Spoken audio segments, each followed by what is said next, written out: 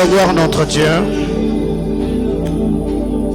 nous prions ce soir, parle-nous en ce 8e jour. Seigneur éternel, nous avons besoin de t'entendre parler. Parle à nos cœurs ce soir. Je prie avec le Saint-Esprit que tu aies ton serviteur. Seigneur, que nous soyons comme de Moïse qui seront exposés au buisson. Que sa grâce, ton onction sur lui, ta main sur lui, nous bénisse abondamment ce soir.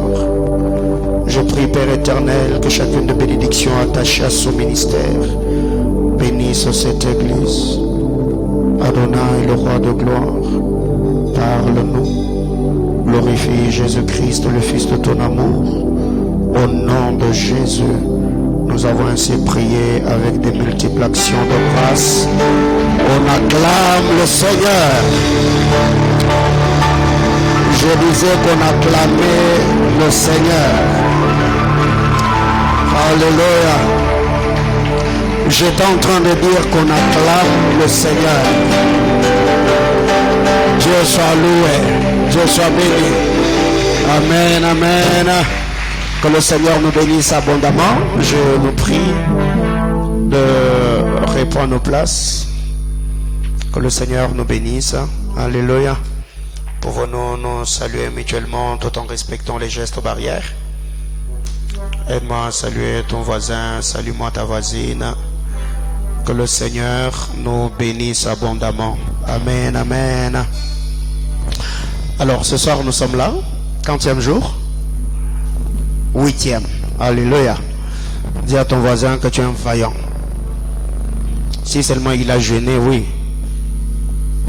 Si il a jeûné, donc cette personne-là est vaillant ou vaillante. Donc si la personne n'a pas jeûné, dis-lui seulement, sois le bienvenu dans la présence de Dieu. Alléluia. Alors ce soir nous sommes là, comme je l'ai annoncé hier. Et nous avons d'ailleurs vu une affiche personnalisée que nous avons publiée ce matin, annonçant à l'église que aujourd'hui, lundi et demain mardi, nous serons là afin d'être enseignés, être bénis par l'un de Père qui est pour moi une très grande bénédiction, et il n'est plus à présenter au centre missionnaire Manaï. C'est le docteur Stéphane Mangaï. L'année passée, il était avec nous ici. Il a prêché dans des conditions très catastrophiques. Les sons n'étaient pas bonnes, la temple n'avait pas suffisamment de lumière. Et après une année, nous avons réalisé tout ça. Et je crois que c'est encore pour nous un honneur de le recevoir ce soir dans nos murs afin d'être bénis. Bien-aimés dans le Seigneur, vous savez, l'année passée, je l'avais dit, il y a prédicateurs et prédicateurs. Alléluia. Amen, amen. Je disais qu'il y a prédicateurs et prédicateurs. C'est comme je l'avais dit l'année passée, ceux qui ont à dire vraiment ne sont pas trop exposés sur les réseaux sociaux, leur ministère n'est pas trop médiatisé. Alors ceux qui n'ont vraiment rien à dire là, ce sont ceux qui défilent tout le temps sous nos yeux, ils agacent nos oreilles. En tout cas, vraiment, je crois que Dieu fera grâce afin que Papa Stéphane soit vraiment cette bénédiction, pas seulement pour le corps de Christ, le travail faisant en Afrique, mais que vraiment son ministère s'étende sur d'autres cieux afin que cette onction et cette grâce vraiment bénissent l'église. Alléluia. Qui avait suivi Papa Stéphane l'année passée? Oh my God. Non, vraiment frère. Je crois que nous serons bénis. Alléluia. Nous serons bénis. Donc j'ai vu sur les statuts des gens qui ont écrit j'ai hâte, j'ai hâte, j'ai hâte. Enfin, on y est. Alléluia. Et nous bénissons le Seigneur pour ce qui a été notre programme midi en prière. On a passé des moments formidables à midi. Ah non. Qui nous a suivis en ligne? Ah non, c'était glorieux. Alléluia. Donc demain à 12h, je serai encore là pour le programme de midi en prière. Et quelle soif, quelle présence de Dieu. Vraiment, nous avons prié et le Seigneur nous a fait vraiment énormément du bien. Donc Papa Stéphane va nous apporter la parole de Dieu aujourd'hui. Il va également prêcher demain. Mais je crois que cette année 2022, il va revenir et revenir encore. Alléluia. Parce que l'année passée, en tout cas, vraiment, les conditions n'étaient pas réunies. Mais cette année, en tout cas, on aimerait vraiment beaucoup bénéficier de sa grâce et sa faveur, sa bénédiction plutôt. Ainsi, nous saluons tous les internautes. Que Dieu bénisse abondamment tous les bien-aimés frères et sœurs. Vous qui nous suivez sur Facebook, que Dieu vous bénisse abondamment. Et vous qui allez suivre ce message sur YouTube, que Dieu vous bénisse. Vous pouvez nous laisser vos sujets de prière sur WhatsApp ou dans la boîte de messagerie Facebook. Nous allons prier pour vous. Et si le Seigneur nous parlait ou nous orientait par rapport à vos sujets de prière, nous reviendrons vers vous afin de vous annoncer ce que le Seigneur nous mettra à cœur. Papa Stéphane, il est accompagné ce soir? Il est accompagné? Alors, j'aimerais vraiment que l'Église m'aide à recevoir l'homme de Dieu qui est accompagné. Papa Stéphane, est-ce qu'on peut le recevoir? Merci beaucoup, Papa. Que Dieu vous bénisse abondamment. Merci beaucoup, mon frère. Nous vous prions de reprendre vos places. Alors, pendant que Papa Stéphane Mangaï est en train d'avancer, est-ce que l'on peut acclamer le Seigneur? On acclame Jésus. Gloire à Dieu.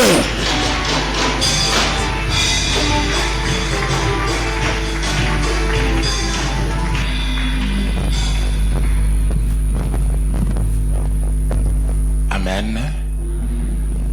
Que le Seigneur notre Dieu soit encore béni ce soir.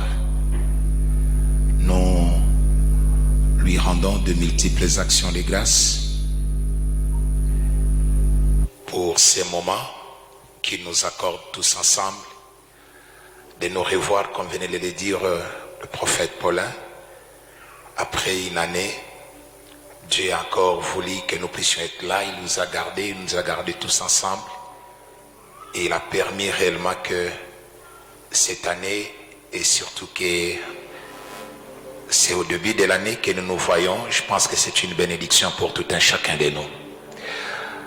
Je vais dire sincèrement merci au prophète Paulin pour cette marque de confiance qu'il place à notre personne, de nous ramener encore ici pour être une bénédiction pour tout un chacun de vous. Que notre Dieu continue à manifester toutes ses faveurs sur son serviteur et sur le travail qu'il est en train de faire dans cette ville. Et nous croyons que cette vision va finir par s'imposer dans nos vies, dans nos cœurs, dans cette ville, en dehors de cette ville. Nous croyons réellement. Et je pense même que c'est l'un des objectifs ou le but pour lequel ce sujet a été placé là-bas. C'est pour imposer aussi cette vision, amener plusieurs hommes et plusieurs femmes à croire réellement en Jésus-Christ et à faire partie de cette vision. Merci beaucoup, prophète, merci beaucoup pour cette confiance que vous placez en nous. Vraiment, je vous suis très reconnaissant de toute l'équipe qui travaille ensemble avec vous. Que cette équipe-là soit bénie. Je vois réellement qu'il y a la ferme volonté de travailler et de servir Dieu. Continuez sur cette lancée et demain nous dira quoi. Je vous salue vous tous et une façon pour moi de vous présenter mes vœux pour cette année. Que Dieu vous bénisse. Est-ce qu'on est prêt maintenant pour écouter la parole de Dieu? Est-ce qu'on est prêt? Si vous êtes prêts, manifestez-les. Alléluia. Le prix d'une âme. Je pense que on a déjà commencé parce qu'on dit que c'est le 8e jour et que le prophète avait déjà commencé. Il avait déjà commencé. Nous allons nous relayer les uns les autres. Chacun de nous, comme je viens de voir sur l'affiche, va apporter sa pierre de contribution dans ces grands enseignements qui est tellement évasé qu'on ne donne même pas de soutien. On dit seulement, nous venons et nous commençons à enseigner. Et je sais que chacun de nous, selon la grâce de Dieu, il va l'aborder de la manière dont le Saint-Esprit lui mettra à cœur, afin qu'à la conclusion, j'aime ça. Ça, vraiment, j'aime. Quelqu'un dit Amen. J'aime par moments quand tu travailles et que tu commences à atteindre le but, l'objectif, la vision dans laquelle on a préparé le travail. J'aime voir l'homme de Dieu, celui qui t'a invité, dit ça, c'est ce que Dieu m'a dit. Ça, c'est ce que j'attendais de ce travail. Il ne suffit pas seulement de se mettre là et parler, mais il faut atteindre l'objectif. Il faut entrer dans la vision de l'homme de Dieu. Il faut sentir ce qu'il ressent. Il faut aller dans lui, entrer, pénétrer. Quand il était en train de parler avec Dieu, quand il était en train de prier, il disait, Seigneur, je vais mettre ce sujet là-bas. Qu'est-ce qu'il ressentait? Qu'est-ce qu'il cherchait? Qu'est-ce qu'il voulait? Quelle est la finalité? Ça doit être quoi? Il y a quelque chose au-dedans de lui. Il y a une soif au-dedans de lui. Alors, nous allons poursuivre cet objectif d'étancher cette soif qui est au-dedans de lui, afin qu'en définitive, qu'il puisse, lui, avoir le résultat final qu'il attend de ce travail. Et ça, c'est le Saint-Esprit qui peut nous aider. À nous-mêmes, nous n'y arriverons pas. C'est le Saint-Esprit qui peut nous aider encore ce soir. Le prix d'une âme. Le prix d'une âme. Le prix d'une âme. Est-ce que nous commençons à prendre Psaume 49 et nous lisons le verset 7 et 8. 7 et 8. Le Psaume 49. Le verset 7 et 8. S'il y a quelqu'un qui lit, et il y a quelqu'un qui lit ici, et sinon, je lis moi-même dans ma version. Il y a quelqu'un qui lit? Ok, merci, je vais faire la lecture. Je lis Louis II, je vais lire 2 versions pour un peu beaucoup plus de compréhension. 2 versions. Et Louis II d'abord, qui nous dit ceci: ils ont confiance en leur bien. Ils ont confiance en leur bien. 7, oui. Ils ont confiance en leur bien. Ils se félicitent de leur grande richesse. Ils ne peuvent se libérer l'un et l'autre, ni donner à Dieu le prix de la rançon. La libération de leur âme est chère. Dans d'autres versions, on dit les rachats de leur âme est cher. Ils ne peuvent se racheter l'un et l'autre. Le verbe qui est mis là-bas, c'est racheter. Ils ne peuvent se racheter l'un et l'autre, ni donner à Dieu le prix du rachat. Les rachats de leur âme est cher et n'aura pas lié. Amen. La version Martin dit ceci: personne ne pourra avec ses richesses racheter son frère, ni donner à Dieu sa rançon, car les rachats de leur âme est très considérable et ne se fera jamais. Personne. Le psalmiste, je ne sais pas en fait à quoi est-ce qu'il était en train de faire allusion. Il est en train de parler de ces gens qui se confient dans leurs biens, dans leurs richesses. Ils ont tout, ils ont les avoirs. Ils ne manquent de rien. Ils font étalage de ce qu'ils sont et de ce qu'ils ont. Ils en parlent. C'est remarquable aux yeux de tout le monde. On sait dire, Celui-là a l'argent, celui-là a l'argent, celui-là a les moyens, l'autre là a les moyens. Et quand ils se réunissent, ils parlent affaires, ils parlent grandeur, ils parlent finance. C'est comme des gens qui règnent, qui trônent dans les domaines de finance. Mais c'est un peu contrastant quand le psalmiste, lui, il parle de ça. Il dit, quel que soit ce qu'ils pensent avoir, leur grandeur, leur richesse et tout ce qu'ils peuvent avoir, ils sont incapables de se racheter l'un et l'autre. En d'autres termes, que si l'un arrive au bout, là où l'argent ne peut pas arriver, parce que j'aimerais dire à quelqu'un, ce soir, il y a des endroits où l'argent n'arrivera jamais. Je pense que la Bible dit que l'argent contribue à beaucoup de choses, mais il y a des endroits où l'argent n'arrive jamais. Il y a des choses où l'argent ne fera jamais. Le psalmiste est en train de le dire. Il dit, ils ont confiance en leur bien. Ils se confient. Ils croient en leur bien. Ils se glorifient de leur grande richesse.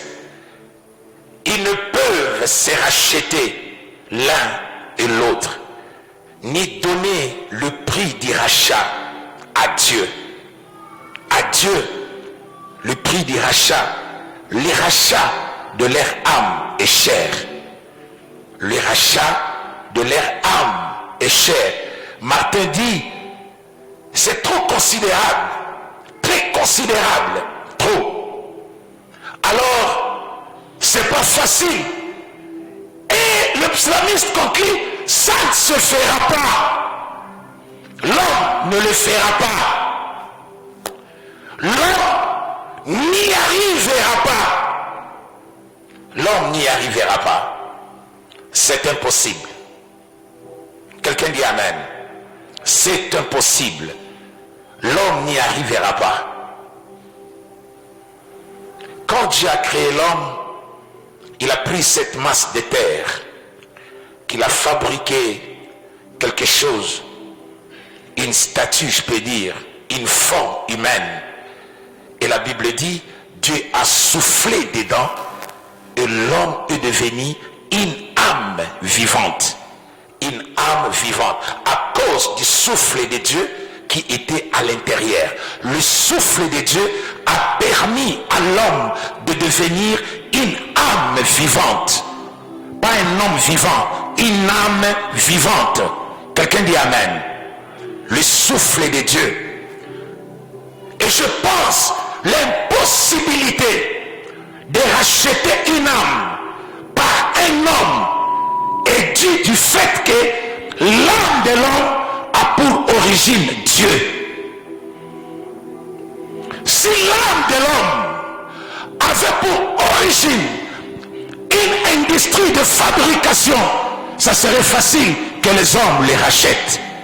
Mais comme l'âme de l'homme a pour origine Dieu, rien sur cette terre des hommes, quel que soit tout ce que nous pouvons être, ne pourra racheter l'âme de l'homme. Rien. Alors rien. Le psalmiste le dit. L'âme est chère. L'âme est chère. Il est devenu une âme vivante. Je ne sais pas. Allez-y comprendre avec moi. Qu'est-ce que Dieu avait réellement fait? Parce que la Bible dit, tu es poussière, tu irais de la poussière et tu retourneras dans la poussière. Allons-y ensemble. Qu'est-ce que Dieu avait fait? Il prend la poussière, il le travaille. Est-ce qu'il avait mis de l'eau? On ne sait pas. Mais néanmoins, il a fabriqué quelque chose. Quelque chose était là-dedans. Et pour comprendre cela, on doit retourner encore dans Ézéchiel chapitre 37 où nous sommes en train de voir, la Bible est en train de dire que et Dieu a pris son serviteur, il l'a mené dans une vallée des ossements desséchés et il a posé la question: Fils de l'homme, est-ce que ces eaux pourront-elles encore vivre?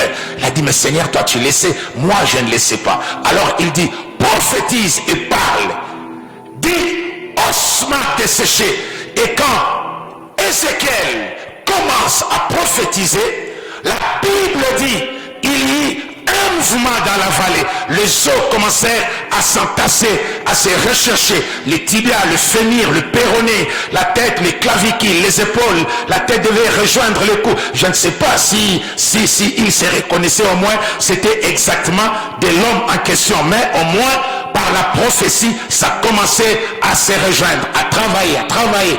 Alors Dieu lui avait dit: je vais revenir le nerf, je vais revenir tout. La peau va les couvrir, la chair, le nerf, tout va recouvrir ces squelettes-là. Et tout est revenu en place. Tout était redevenu en place. Mais la Bible dit: il n'y avait pas de vie à l'intérieur. Bible dit, il dit: prophétise et parle à l'esprit. Esprit, viens et pénètre dans ces eaux. Et l'esprit vint et les eaux se mirent debout. Debout maintenant. L'esprit de Dieu est là-dedans. Ça donne la vie, ça vivifie. Il commence à se promener, à parler, à se mouvoir, à se déplacer. La vie pénètre là-dedans. Dieu parle. Cette fois-là, il ne souffle pas comme dans les jardins d'Éden. C'est en réponse à quelqu'un, parce que Dieu l'a commandé, Dieu l'a ordonné. Parle maintenant. Dis que l'esprit vient et que l'esprit pénètre. Et l'esprit vient et l'esprit pénètre au-dedans. Ce qui semblait être mobile devient immobile. Alors ça commence à bouger. C'est la pensée. C'est comme cela que je réfléchis. Ce qui s'est passé dans les jardins d'Éden. Dieu a soufflé. Et l'homme est devenu une âme vivante. Et c'est cette âme-là dont il est question ce soir. Et David est en train de dire: cette âme-là n'a pas de prix. N'a pas de prix de rachat. On a mis le mot rachat parce que c'est très important, ces mots-là. Si nous ne le voyons pas ce soir, nous le verrons demain. C'est ce mot-là qui m'a mis en mouvement. Quand j'ai compris la valeur de ce mot rachat dans le sens biblique, ça m'a mis en mouvement. Ça ne me laisse pas la même personne. Je comprends la valeur de l'homme. Je comprends ce que Dieu peut faire d'un être humain. Les hommes comme nous les voyons à l'extérieur, quoique vivants, à moins qu'il ait déjà donné sa vie à Jésus-Christ pour faire de lui son Seigneur et son Sauveur. Si pas, ils sont des morts vivants. Ils sont morts, mais tout en étant vivants, se déplaçant. Leur âme a besoin d'être rachetée. Mais à quel prix? À quel prix? Quelqu'un dit amen. À quel prix? Le diable a toujours fait des illusions. Le Seigneur Jésus a contredit le diable. Parce que quand vous lisez Job, au chapitre 1er, le verset 3 à 6, la Bible dit dans un premier temps que le Fils de Dieu était rassemblé dans une grande réunion. Alors, le diable veut aussi là-dedans. Et Dieu lui pose la question: d'où vient-il, Satan? Il dit: je viens de me promener sur la terre. On lui pose la question: as-tu remarqué mon serviteur Job? Il dit: oui, oui. Il dit: sur la terre, il n'y a personne qui soit comme lui, qui craint Dieu comme lui. Le diable dit: mais non, là tu t'es trompé. Tu as béni Job. Tu lui as donné une femme et des enfants. Tu l'as tellement enrichi. Il y a de quoi que Job puisse te craindre, te respecter, t'obéir, à cause de ce que tu lui as fait. En bon? Alors, laisse-moi partir toucher le bien de Job et tu verras la suite. Vas-y et fais-le. Il a tenté cette expérience. La réponse était telle que Job n'a pas bronché. Il a loué le Seigneur. Il a tout perdu. Enfants, biens matériels, richesses. Il n'a pas bronché. Alors, quelques temps après, cette réunion y est encore liée. Et le diable allait encore se présenter. Oh, Satan, bonjour, bonjour. D'où viens-tu? De me promener sur la terre. As-tu encore remarqué mon serviteur Job? Mais oui. Alléluia. Tu vois, Satan, je t'avais dit qu'il ne bougera pas. Dit non. Allons maintenant dans la Bible. Le diable dit à Dieu, pour tout ce qu'un homme a, il peut le donner pour la conservation de sa vie. Ah, Satan, tu mens. Satan, tu es en erreur. Le diable commettra toujours de telles erreurs. Et moi, j'aime les erreurs du diable. Quand Jésus-Christ vient, lui, il dit, qu'est-ce qu'un homme donnera en échange de sa vie? Quoi? Mais le diable lui dit, un homme peut tout donner pour conserver la vie. C'est comme ça que le diable ment les gens.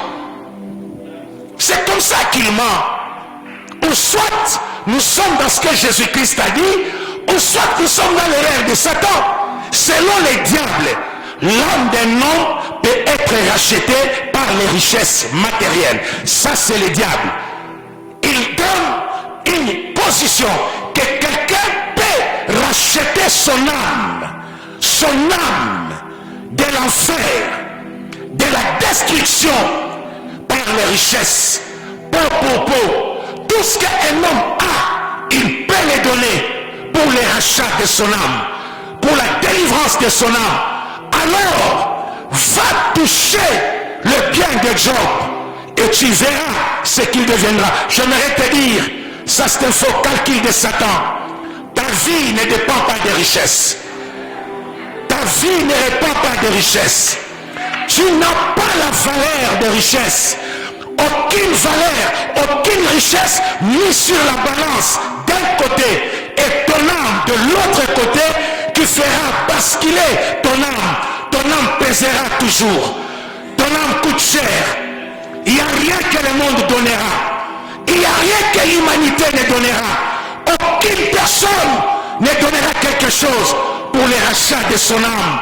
Ça, c'est Satan qui le propose à Dieu. Pour tout ce qu'un homme a, il peut le donner pour le rachat de son âme, pour la délivrance de son âme. Mais quand Jésus-Christ vient, lui, il dit ceci. Qu'est-ce qu'un homme donnera en échange de son âme? Qu'est-ce qu'un homme donnera? C'est ainsi que Jésus dit, tout ce qu'un homme ne peut recevoir que ce que le ciel lui a donné. Un homme ne peut recevoir que ce que le ciel donne. Et qu'est-ce qu'un homme a de valeur à donner en échange pour sa vie, pour le rachat de son âme? Qu'est-ce qu'un homme a? Commence à évaluer. Qu'est-ce que tu as que tu peux donner pour le rachat de ton âme?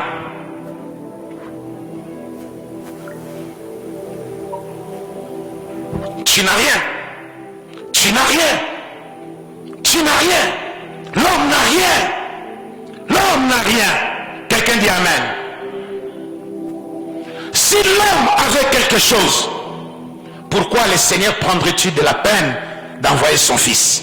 Si la terre avait quelque chose, si l'homme avait quelque chose pour racheter son âme, peut-être la tienne ira tout droit en enfer. Quelqu'un dit Amen. Je dis encore tout droit en enfer. Parce que évalue, qu'est-ce que tu as tout de suite là? Rien. Qu'est-ce que tu as chez toi à la maison? Rien. Rien. Et même Dieu, il a beaucoup pensé pour te racheter. Dieu a beaucoup pensé, réfléchi. Qu'est-ce que je vais donner? Celui, ton créateur, celui qui t'a créé. Et lui n'a pas permis que ton âme arrive au niveau où elle est arrivée. A frôlé cette catastrophe que j'appelle l'enfer. L'enfer. Quelqu'un dit Amen. l'enfer. Le monde est en ébullition aujourd'hui. Le monde tremble aujourd'hui. Il y a toujours des contradictions à gauche, à droite, à cause d'une pandémie. Appelons cela coronavirus et toutes ces variantes possibles, telles qu'on nous apprend, variante telle et variante telle. On fera 9 vagues, 10 vagues, que ça fasse même 40 vagues, s'ils en veulent bien. Ils changeront, ils chercheront des solutions. Et si notre vie dépendait des solutions que le monde trouvera, personne ne sera sauvé. Si notre vie était laissée à la merci des scientifiques et des chercheurs, ça serait pénible. Comment ils n'y arrivent pas? Pourquoi toutes ces contradictions? Pourquoi tous ces vaccins avec des noms différents? Arena, je ne sais quoi encore. Les Juifs disent nous avons notre vaccin, les Russes disent nous en avons le nôtre. Le Français dit nous avons le nôtre, et les Allemands ils disent, les Indiens aussi en ont les leurs. Les Chinois n'en parlons même pas. Aux États-Unis, ils en ont même 4 ou 5 modèles de vaccins pour la même maladie. Oh Dieu! Oh mon Dieu! Pour la même, dis avec moi, pour la même maladie. Pour la même maladie. Ils ont maintenant je pense, 18 vaccins. Avant que nous puissions arriver au mois de juin, ils vont changer cela. Et c'est à ces hommes-là qui sont incapables d'éradiquer une petite, que je minimise encore, que je diminue, une minuscule de petits microbes trop minuscules qui leur coûtent les yeux de la tête. Bon, on m'a dit aussi qu'ici chez nous, on a déjà trouvé notre médicament, ici. Quelqu'un dit Amen. Il y a des comprimés, on te donne les noirs et les blancs, et puis on prend un liquide, on te met sous la langue, pouf, quand tu le prends pendant 3-4 jours, les corona. Alors moi j'ai dit à ces gens-là, pourquoi on est en train de nous faire souffrir, qu'on mette ça sur les marchés? Quelqu'un m'a dit, non Stéphane, si on mettait ça sur les marchés, ça va créer des problèmes, notre pays aura des problèmes. Donc nous autres là, on n'a même pas le droit de faire notre vaccin pour amener la solution au même problème de coronavirus qui est dans notre pays. Nous devons chercher la solution qui viendrait toujours des autres, afin que nous soyons vivants. Ils sont à plusieurs vaccins. Ça, c'est le problème du coronavirus. Maintenant, le problème du péché, si c'est eux qui devaient trouver la solution pour arrêter la mort éternelle, la destruction éternelle. Depuis le jour où Adam avait péché jusqu'à présent, il serait à combien de vaccins?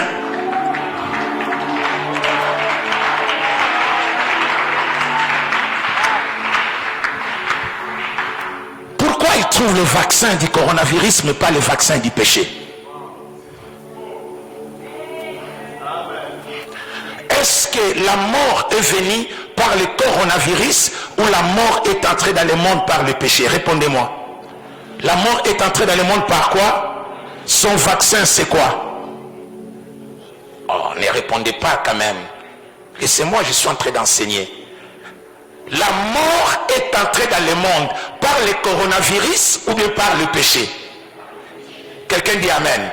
Alors, si coronavirus n'a pas amené la mort, c'est le péché qui a amené la mort. Le vaccin sur lequel on devait s'acharner, c'est le vaccin contre le péché ou le vaccin contre le coronavirus?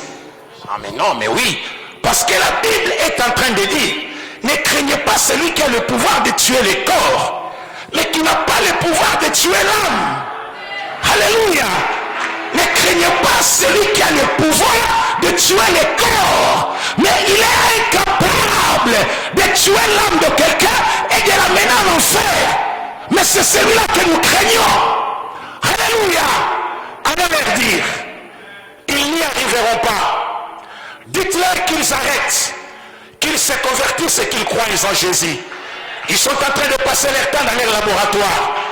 Quelqu'un dit Amen. Je ne voudrais pas mettre le prophète Paulin en problème, parce qu'on est en train de nous suivre sur Facebook et autres là. Ça n'engage que moi. Et je ne dis pas ce qui m'engage moi, je les garde pour moi. Mais allez leur dire qu'ils passent leur temps pour rien. Ils sont en train de passer leur temps pour rien. Parce qu'il y a des gens qui sont dans cette salle qui depuis 2022 ans aujourd'hui ont été déjà immunisés depuis la croix de Jésus-Christ. C'est lui qui est mort à la croix. Il n'est pas resté dans la tombe. Il est rentré vivant. Il est sorti vivant de la tombe. Et la Bible est en train de dire, quand nous croyons en lui, il ne reste pas dans son ciel. Il prend place dans nos vies. Il vit en nous. Hormis tous les dispositifs que Dieu avait pris en te créant, il a pris des dispositifs, il a mis en toi certains éléments qui combattent contre le microbe. La médecine sait le nom qu'il peut appeler cela. Quelqu'un dit Amen. Là, il a mis ça au-dedans de toi. C'est ton Dieu qui a pris le soin parce qu'il savait que tu es un être vivant. Il savait que tu seras contraint. Il savait que tu seras en face de certaines choses qui entreront de ton corps pour les détruire. Dans ton corps là, le Seigneur et Dieu a déjà placé des éléments qui luttent contre le microbe, qui luttent contre toutes les choses qui entreraient de toi. Tout corps étranger qui peut entrer dans ton corps, le Seigneur et Dieu a déjà mis des dispositifs. Et comme si cela ne suffisait pas, il a dit moi-même maintenant j'irai habiter en lui. Hormis ces dispositifs, lui-même est venu habiter en toi. Il est en train de faire ce que ces dispositifs ne feront jamais. Alors allez leur dire que nous vivons grâce à Jésus. Nous sommes là grâce à Jésus. Nous vivrons aussi longtemps possible qu'il le permettra. Aucune personne n'aura le pouvoir de soustraire ta vie sur cette terre des hommes. Je le dis et je le déclare. Ils échoueront. Ils échoueront. Ils partiront des illusions d'une illusion à une autre illusion. Parce que la Bible dit, sur cette terre, il n'y a pas de solution pour les rachats de l'homme, de l'âme de quelqu'un. Il n'y en a pas. Il n'y en a pas. Et Dieu lui-même, qui t'a créé pour ramener ta vie, cela lui a fallu des calculs. Qu'est-ce que je dois faire? Qu'est-ce que je dois faire, moi Dieu, pour cette fille, pour cet homme, pour cette femme? Qu'est-ce que je dois faire? Quelqu'un dit Amen. Qu'est-ce que je dois faire?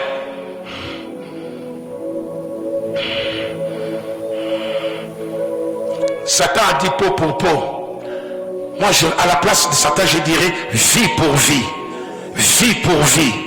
Il n'y a qu'une vie qui peut racheter une autre vie. La mort ne peut pas racheter la vie. Mais il n'y a que la vie qui peut racheter une autre vie. Avant de vous donner ma réponse pour dire que le prix d'une âme, c'est la vie. Mais je dois aller lentement avec cela. Que ça puisse être la réponse finale. En fait, que chacun de vous sache que le prix d'une âme, c'est la vie. Rien d'autre que la vie. Quelqu'un dit Amen. Alléluia. Hébreu est en train de dire, puisque les enfants participent à la chair et au sang, il y en a participé lui-même. Puisque les enfants participent à la chair et au sang. Les enfants participent à la chair et au sang. Lui-même aussi en a participé. Participer. En d'autres termes, prendre part. Devenir comme. Entrer dans la nature de la personne. Devenir comme lui. Prendre part. Quelqu'un dit Amen. Puisque les enfants participent à la chair et au sang. Là nous sommes dans l'épître aux Hébreux. Puisque les enfants participent à la chair et au sang. Il y en a participé lui-même. Lui-même aussi a participé à la chair et au sang. Parce que les enfants participaient à la chair et au sang. Afin que par sa mort. Voilà. Quelqu'un dit Amen. Ça commence maintenant bien. Prenez Ésaïe chapitre 53. Allons-y. Ésaïe 53. Ésaïe chapitre 53. D'abord, nous allons faire la lecture avant que l'on puisse le faire parler. Qu'est-ce que Ésaïe a voulu dire dans ces 12 chapitres, dans ces 12 versets d'Ésaïe chapitre 53? Il commence par poser une question. Qui a cru à ce qui nous était annoncé? Et à qui le bras de l'Éternel s'est-il révélé? Il s'est élevé devant lui comme un rejeton.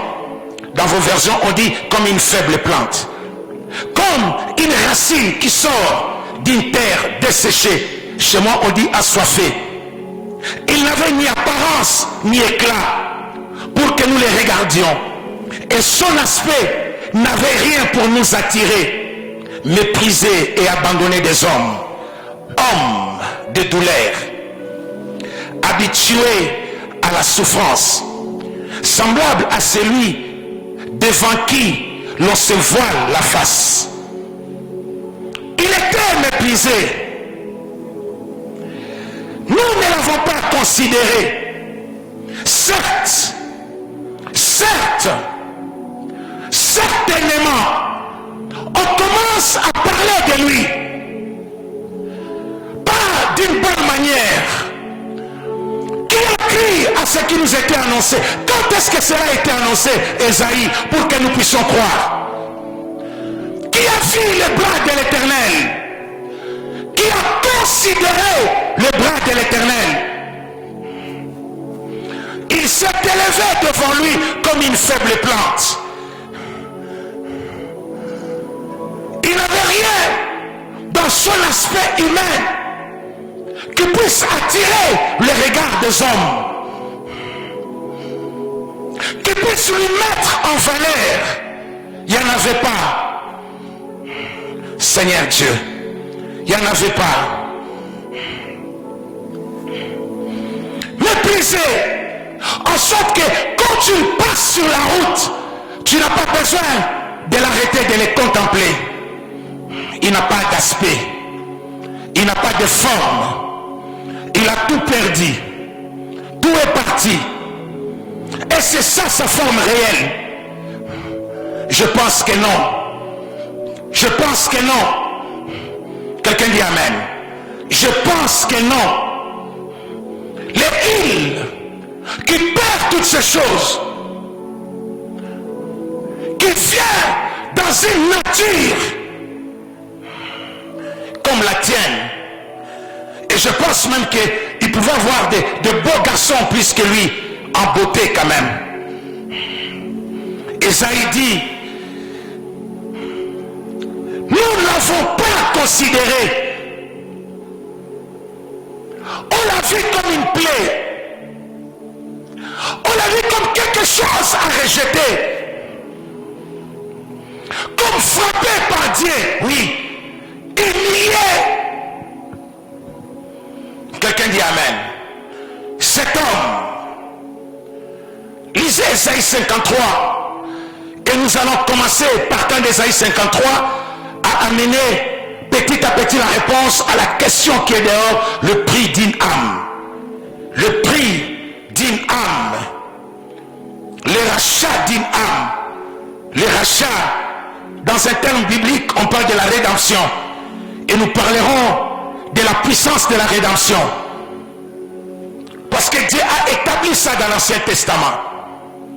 Il avait déjà pris le temps de tout arranger pour Israël. Au moment où l'un de tes frères se vendra comme un esclave. Oui, il est pauvre. Il est devenu pauvre. Il doit se vendre comme un esclave. Il n'a rien. Il vend sa propriété, son champ, ses biens matériels. Il peut vendre sa femme et ses enfants. Et en définitive, il se vend lui-même. Il dit, moi aussi je me vends. Mais cet homme-là, il est susceptible d'être racheté. On peut les racheter. Quelqu'un dit amen.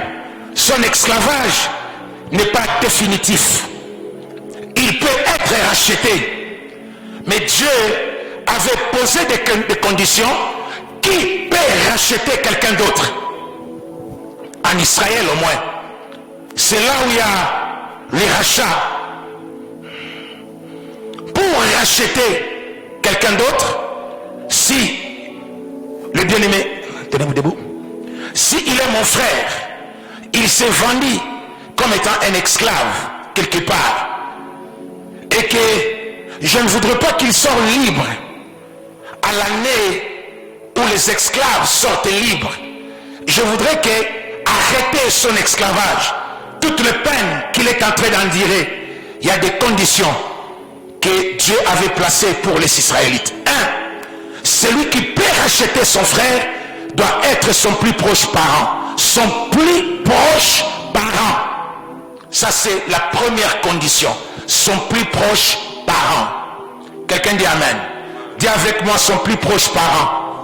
Répétez ça parce qu'il y a quelque chose que j'aimerais te dire ce soir, non? Dis encore, son plus proche parent. 2. Il devait avoir des moyens suffisants pour payer les rachats de cet homme. 3. Il devait avoir les droits du rachat. Les droits du rachat, il doit en avoir. Et 4. Il devait avoir la volonté. Merci. Seulement qu'à ces 4 conditions que les rachats étaient possibles en Israël. Quand tu te vendais, ton plus proche parent, quelqu'un dit Amen, ton plus proche parent devait te racheter. Et maintenant, dans son épître aux Romains au chapitre 7, l'apôtre Paul est en train de dire, nous aussi, nous sommes esclaves, vendus au péché. Vendus où? Nous sommes, soyez avec moi ensemble. Vous écrivez? Ok, allons-y. L'apôtre Paul dit, nous là, nous sommes esclaves, vendus au péché. Vendus au péché. Esclaves, vendus au péché. Il n'y a pas un maître. Le péché, est-ce que le péché, c'est un homme? Le péché, c'est un homme. Maintenant, allez racheter quelqu'un au péché. Quelqu'un qui se vend au péché, qui devient esclave, vendu au péché. Au moins en Israël, on se vendait à des hommes visibles. Je sais que ma sœur s'est vendue là-bas. Je peux aller voir cet homme. Et je peux négocier les rachats de ma sœur et de mon frère qui s'est vendu. Je me présente, je m'appelle Stéphane Mangaï. Quelqu'un dit Amen. Non, j'ai changé mon nom. En 2022, je ne m'appelle plus Stéphane Mangaï. Mon nom, mon prénom c'est Stéphane. Non, c'est lui. Poste-nom quiconque. C'est ça mon nom de 2022. Prénom Stéphane, nom c'est lui, poste-nom quiconque. Quelqu'un dit Amen. Parce que la Bible est en train de dire, rien n'est impossible à celui qui croit. Et celui c'est moi, c'est ça mon nom. Amen, amen. La Bible dit, quiconque croira, il sera, c'est encore mon nom. Que Dieu vous bénisse abondamment.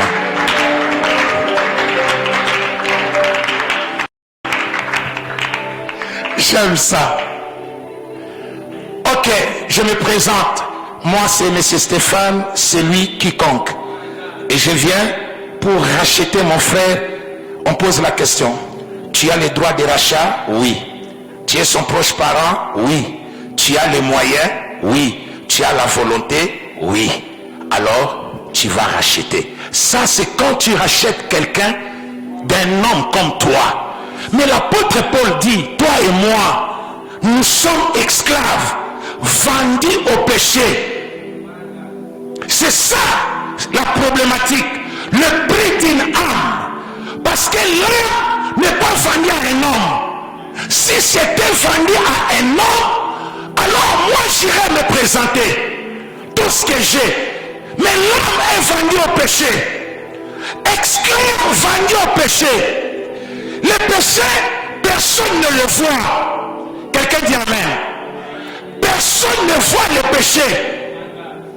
Est-ce que nous péchons contre Satan? Est-ce que nous péchons contre Satan? Répondez-moi parce que j'aimerais enseigner. Est-ce que nous péchons contre Satan? Nous péchons contre qui? Parce que j'entends des chrétiens zélés, surtout à la montagne.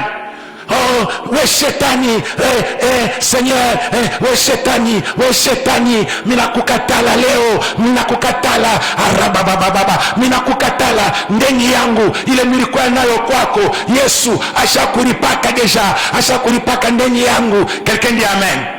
Ah, quelle ignorance. Et pour voir quelqu'un, il est sincèrement sincère.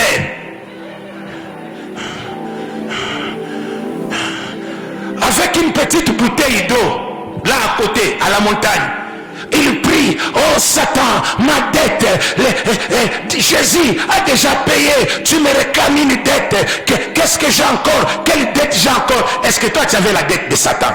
Dis à moi, ton père ou ta maman qui avait contracté la dette avec Satan? Ou bien dis-moi, dans votre famille, qui est allé contracter une dette avec Satan? Quelqu'un dit Amen. Comment ça?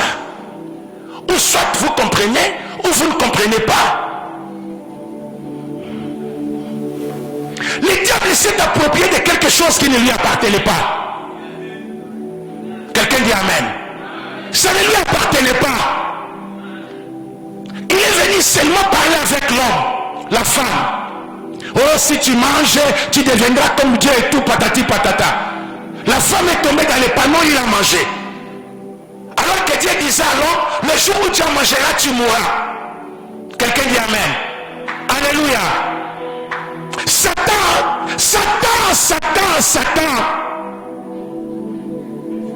Il a dit tout à la femme. Mais il n'a pas dit que le jour où vous en mangerez, c'est alors que vous découvrirez que vous êtes unis. Il lui dit seulement vous deviendrez comme Dieu. Quelqu'un dit Amen. Vous deviendrez. Est-ce que je peux vous scandaliser?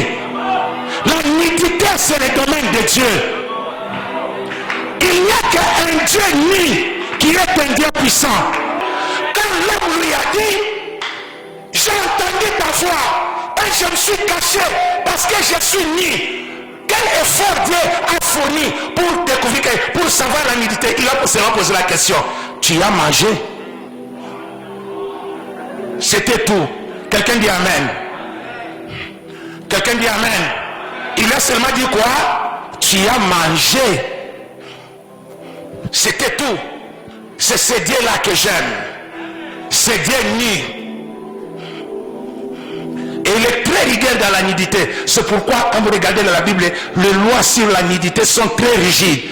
Tu ne découvriras pas la nudité de ton père, tu ne découvriras pas la nudité de ta mère, la nudité. Pourquoi tout cela? Parce que la nudité c'est son domaine. C'est son domaine. La nudité c'est son domaine. Quelqu'un dit Amen. Mais la Bible dit, parce que les enfants participent à la chair et au sang, il y en a participé lui-même.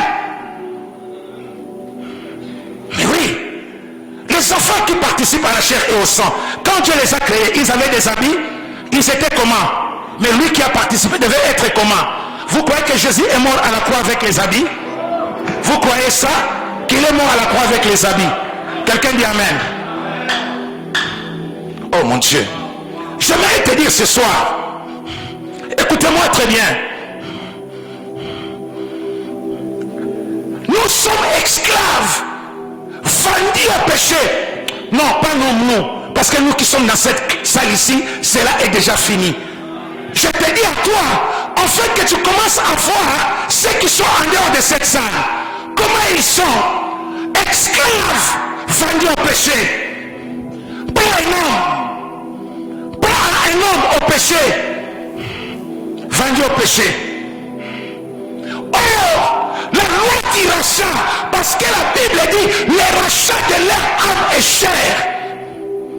La loi du rachat exige que le rédempteur, le Goël, celui qui doit racheter quelqu'un, doit être son proche parent. Un, il doit avoir le droit du rachat. Deux, il doit être un proche parent. Un proche parent. Allons-y maintenant. Le droit du rachat, ok, tu en as. Mais deviens un proche parent. Deviens un proche parent. C'est tous les calculs. ça plaisait à Dieu. Comment il va se faire notre proche parent? La Bible dit Dieu est esprit. On ne le voit pas. Il a dit à Moïse, personne ne peut me voir et vivre. Mais il doit se faire proche parent pour nous racheter. Il doit être notre proche parent. S'il reste Dieu, il ne nous rachètera pas. S'il reste Dieu, le rachat est exclu. Il va aller à l'encontre de la loi que lui-même avait établie. Il doit devenir notre proche parent. Quelqu'un dit Amen. Il cherche comment devenir notre proche parent. Alors, Isaïe est en train de dire, la jeune vierge deviendra enceinte, il enfantera un fils, on l'appellera Emmanuel, Dieu parmi nous. Ah bon? Pour quelle raison? Maintenant, pour quelle raison Dieu deviendra sur terre, on lui donne le nom d'Emmanuel, Dieu parmi nous? Quelqu'un dit Amen. Pour quelle raison? Pour quelle raison? Pourquoi ce mécanisme-là? Pourquoi? Et la Bible dit, au 6e mois, l'ange va aller voir Marie. Je te salue, Marie. Tu deviendras enceinte, tu enfanteras un fils. Mais comment ça se fera? Je suis vierge, je n'ai jamais connu d'homme. L'Esprit de Dieu te couvrira. C'est pourquoi l'enfant qui naîtra de toi sera appelé fils du Très-Haut. En bon, quelqu'un dit Amen. Pourquoi Esaïe dit qu'il a considéré, qu'il a reconnu, qu'il a vu en lui les bras de l'Éternel? Oui, monsieur Esaïe, on n'a pas besoin de tout ça. La nature qu'il a pris, la manière dont il est venu, de là où il est sorti, chez cette pauvre femme, ironie du sort, cette femme-là était même fiancée de quelqu'un. C'est ça notre Dieu. Au lieu de chercher une vierge fille qui n'est pas fiancée de quelqu'un, il part s'embarquer dans une histoire avec une fiancée d'un autre homme pour que ça complique les choses. Qu'on ne les reconnaît plus encore pas. Qu'on l'appelle bâtard. Quelqu'un dit Amen. Qu'on l'appelle bâtard. Qu'il puisse prendre ta nature et ma nature. C'est ce qu'Esaïe dit. Qui a reconnu les bras de Dieu? Qui a vu Dieu? Qui a remarqué que c'est Dieu qui était dans la chair d'un homme? Qui a reconnu ça? Il est venu comme un simple homme. L'apôtre Paul écrivant aux Philippiens, il dit, ayez en vous les sentiments qui étaient en Jésus. Lui qui était Dieu de la nature divine n'a pas regardé comme une proie à arracher, donc d'être comme Dieu. Il s'est dépouillé, il s'est dépouillé en devenant un homme, en prenant la forme d'un esclave, en devenant qui? En devenant qui? Non, je change maintenant. En devenant ton proche parent. En devenant ton proche parent. Jésus a pris la nature humaine afin de devenir ton proche parent. Il fallait qu'il devienne comme toi. Qu'il soit comme toi. Quelqu'un dit Amen. Quelqu'un dit Amen. Quelqu'un dit Amen.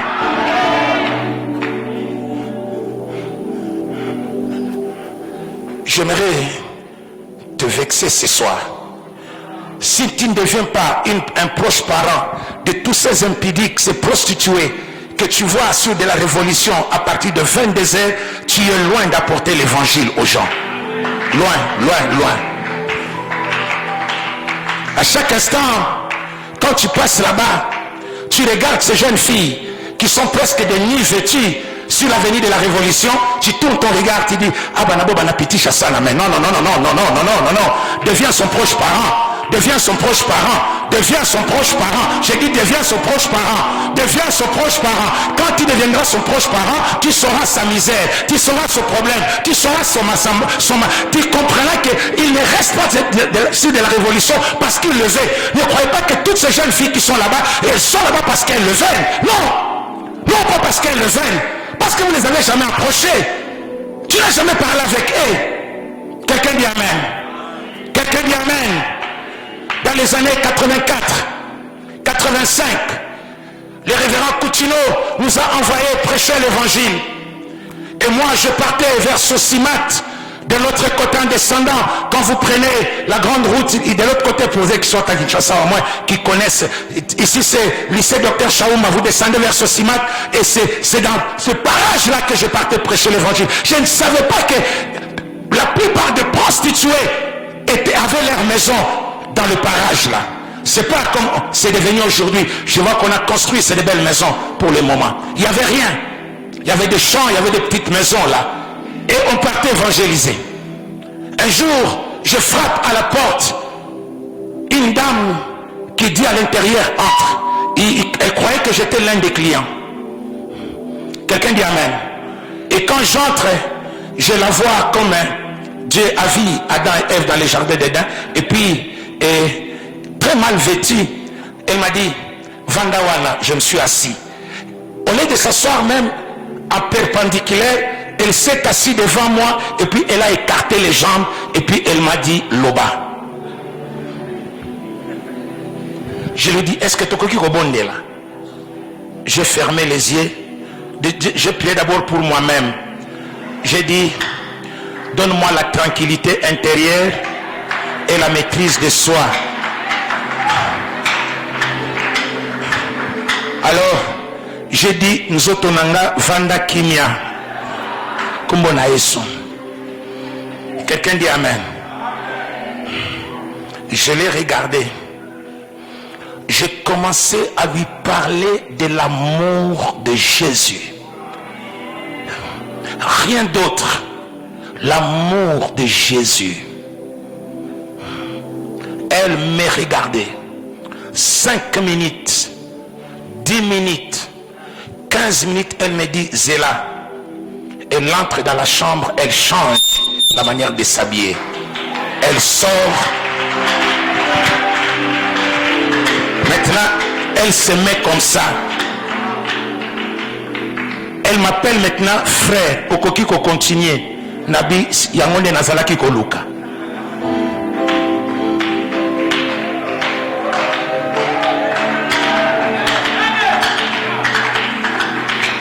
Je lui ai parlé. En 20 minutes, elle a commencé à pleurer. J'ai sorti mon mouchoir, j'ai dit, ne pleure pas. Je ne suis pas venu pour ça. Elle m'a dit, Nakoki Lokomoko. J'ai dit, parle. Quand elle a commencé à me raconter sa vie, les larmes qui étaient dans ses yeux sont venues dans mes yeux.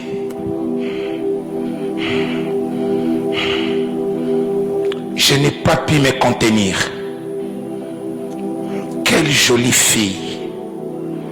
Quel travail. Pourquoi elle était là? Qu'est-ce qui l'a amené dans ce sale boulot? Si tu ne deviens pas le proche parent de celui qui est en dehors de cette salle pour aller lui dire combien Jésus l'aime, combien Jésus est mort pour lui, combien son âme compte pour le Seigneur, tu mourras, tu laisseras le monde tel qu'il va rester. La Bible est en train de dire qui a cru. Il est devenu comme nous. Il a hypothéqué son identité. Il a refusé l'adoration de 24 heures sur 24, les 4 êtres vivants et les 24 vieillards qui lui rendaient cette adoration 24 heures sur 24. Les séraphins et les anges étaient à son service.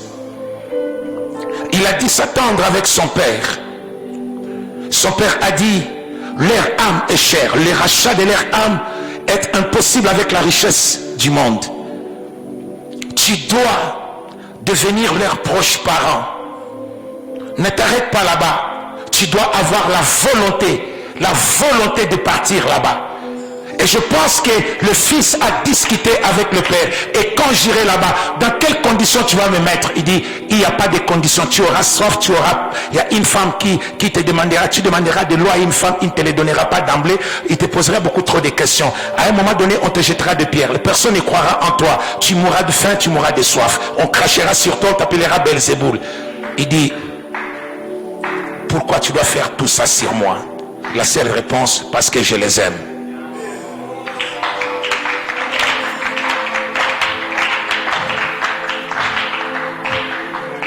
Et je pense que le fils lui a posé la question, ton amour n'a pas de solution de réchange, il faut seulement moi?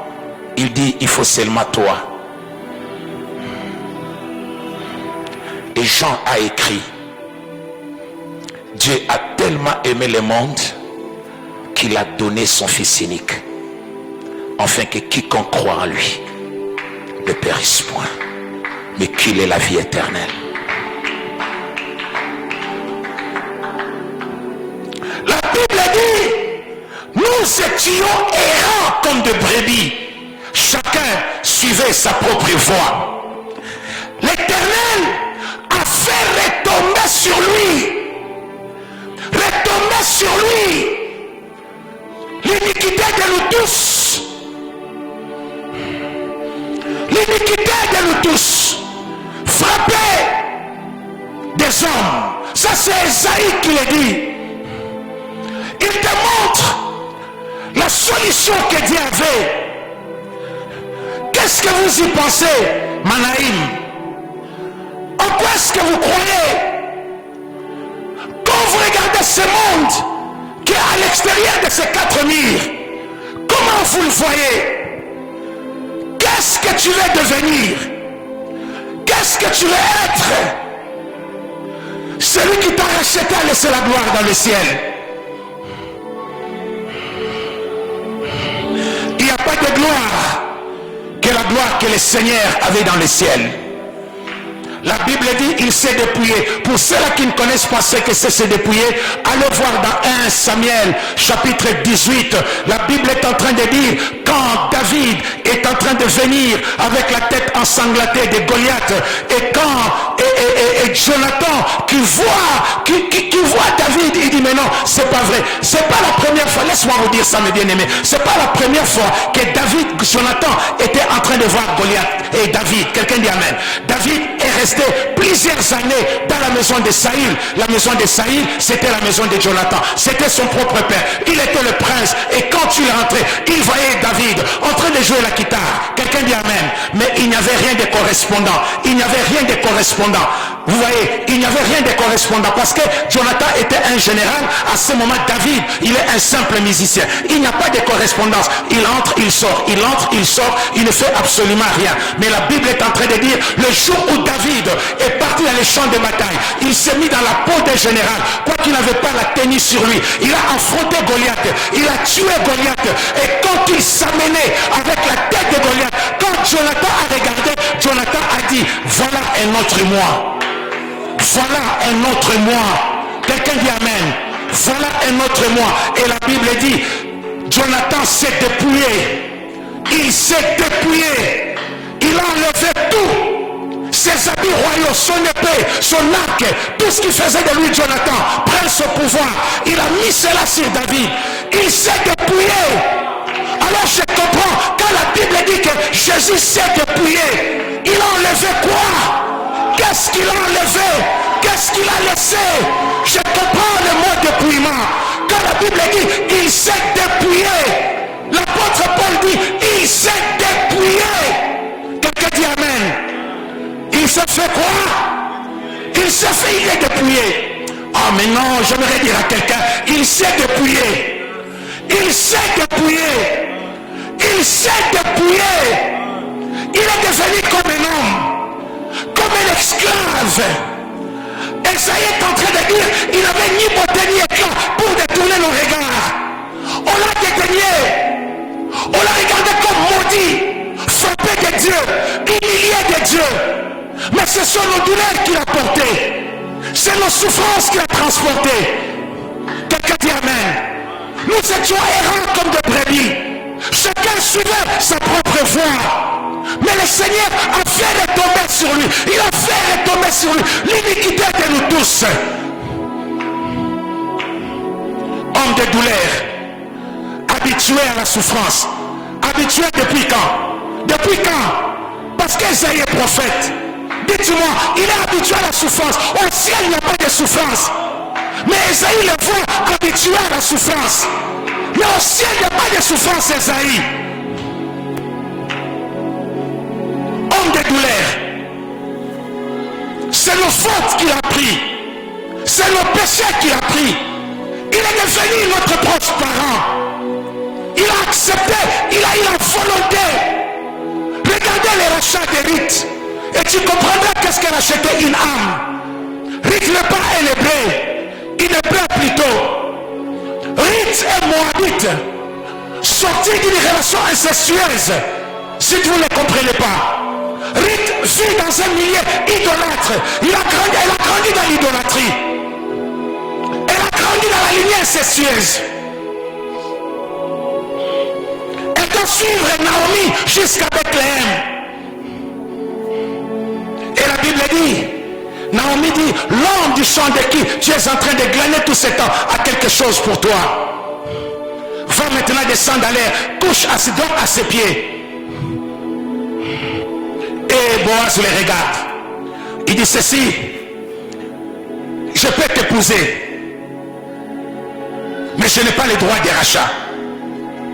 Je suis le proche parent de Maclon et de Kiljon, mais je manque le droit de rachat, mais j'ai la volonté. J'ai les moyens, mais je n'ai pas le droit de rachat. Il y a quelqu'un avant moi qui a le droit de rachat. Si celui-là se prononce pour te prendre comme femme, je te laisserai partir chez lui. Mais s'il ne se prononce pas, moi je me prononcerai devant tout le monde. Quelqu'un dit amen. Alléluia. Celle-là c'est une esclave. Celle-là c'est une moabite. Celle-là elle sort d'une descendance incestueuse. Celle-là elle est idolâtre. Grandit dans l'idolâtrie. Mais la Bible dit, le matin quand tu plantes à la place du marché, quand ils arrivent là-bas, celui qui avait le droit du rachat, on lui pose la question ce jour-là, es-tu prêt à racheter le bien qu'a laissé Kiljon et Maclon? Il dit oui, je suis prêt à racheter cela. On dit ok, quand tu rachèteras le bien que Kiljon a laissé, tu prendras aussi Ruth qui est la défunte de Kiljon. Il dit ça je ne le ferai pas. Quelqu'un dit amen. Qu'est-ce qui lui manque? Qu'est-ce qui lui manque? La volonté. Il a les droits de rachat. Il est le proche parent de Kiljon. Il a les moyens, mais il n'a pas la volonté. Quelqu'un dit amen. Quelqu'un dit amen. Est-ce que j'arrive dans ton cœur? Ce qui te manque, c'est la volonté. Ce qui te manque, c'est quelque chose. Si tu avais la volonté, le monde ne mourra pas dans le péché. Tu ne regarderas pas les gens mourir dans la drogue, dans l'alcool. Vous criez tous les jours à l'internet. Moi qui les ai kokufa.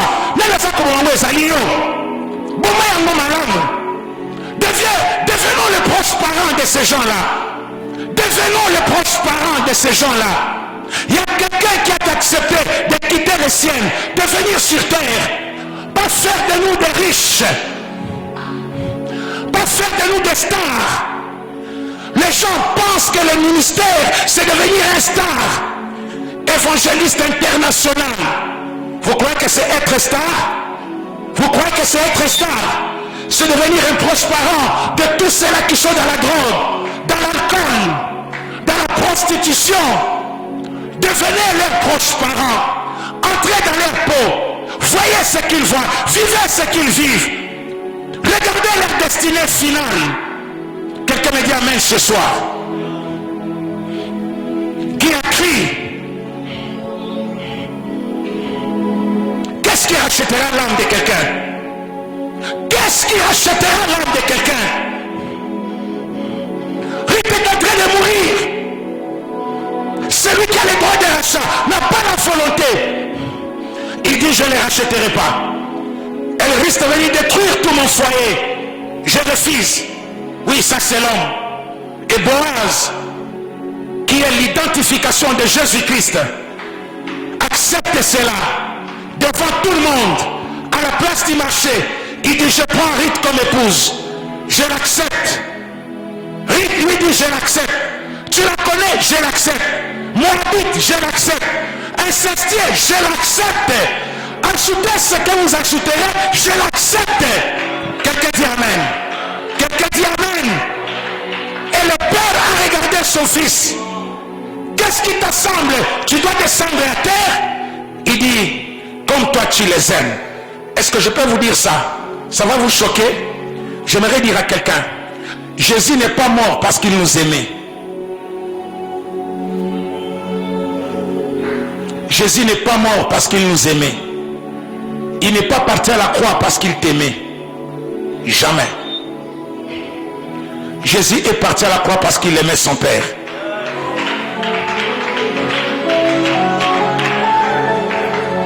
Jésus est parti à la croix parce qu'il aimait son Père.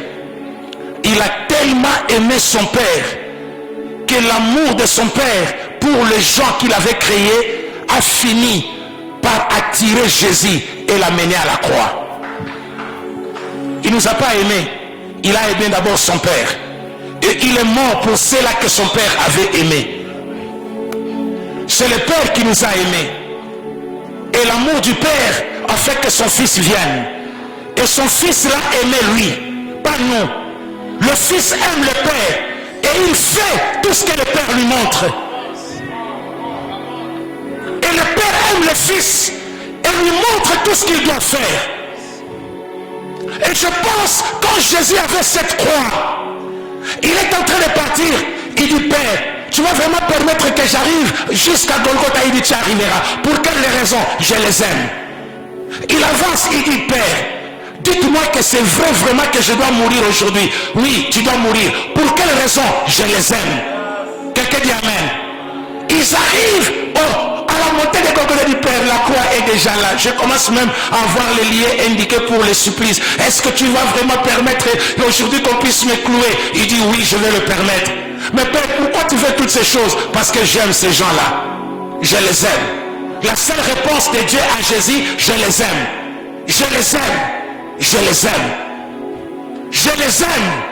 Je les aime. Quelqu'un dit Amen. Je fais ma petite prière là où Jésus nous enseigne dans Matthieu chapitre 6. Notre Père qui es aux cieux, que ton nom soit sanctifié, que ton règne vienne, que ta volonté soit faite sur la terre comme au ciel. Quelqu'un dit Amen. Donne-nous, non. Avant d'arriver chez donne-nous, moi j'ai dit ceci. Que ton amour soit connu de tous. Quelqu'un dit Amen. Pensez-y maintenant ce soir. Commence à rentrer dedans de toi-même. Commence à voir qui tu étais. Où est-ce que Dieu t'a ramassé? Tu étais où? Tu me diras, Stéphane, oui, mais moi, depuis que non. Il n'y a pas de depuis que. Il n'y en a pas.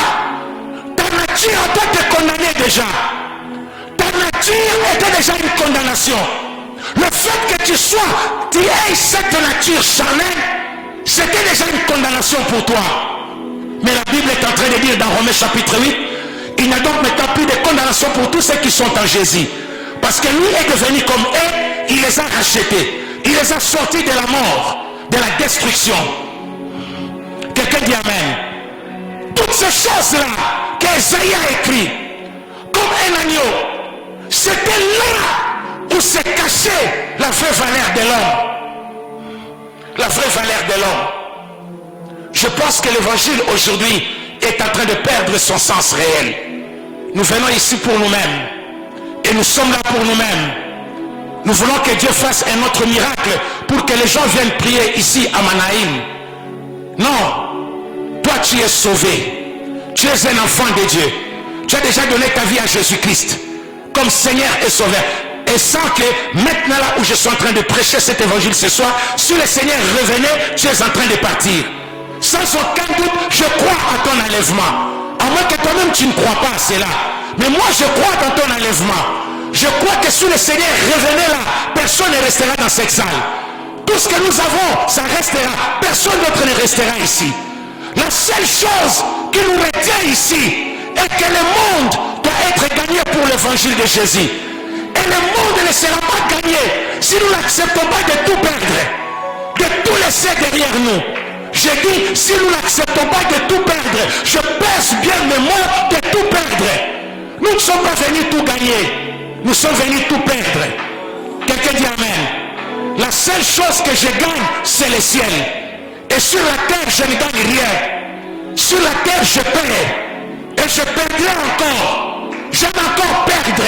Perdre encore. Pour que l'évangile puisse atteindre plusieurs personnes. Il y a quelqu'un qui a accepté de perdre. Il est venu ici. Il habite en toi pour la même raison, pour la même cause. Je ne sais pas comment tu les comprends. Je ne sais pas comment tu le prends. Et je ne sais pas comment tu le vois. Je ne comprends pas. Quel but tu donnes à ta vie? Donne d'abord un but noble à ta vie. C'est lequel? Devenir qui? Devenir quoi? Quel est le but noble que tu donnes à ta vie? Dis-le-moi. Et moi je te dirai le but que tu dois donner à ta vie. Cette année, ce message te rencontre au début de l'année. Pas un hasard. Dieu est en train de te chercher. Il veut te dire, cette année, si tu peux un peu perdre de toi-même, perdre de ta personnalité, changer un peu pour aller rencontrer les autres. Quelqu'un dit Amen. Pour aller rencontrer les autres. Pensez-y, bien-aimé dans le Seigneur. As-tu déjà croisé un drogué ou une droguée? As-tu déjà pressé une prostituée? As-tu déjà eu la chance de parler avec une prostituée de carrière? Un drogué? As-tu déjà eu la chance de parler avec un voleur à main armée et lui présenter Jésus? Tu as déjà vu comment est-ce que ces gens font alarme quand vous leur présentez l'amour de Dieu? Quand vous leur parlez réellement de l'amour de Dieu, comment est-ce qu'ils font alarme? Ils prennent en décours leur vie. Ne croyez pas qu'ils sont là-bas parce qu'ils le veulent. Non. Nous étions de leur nombre.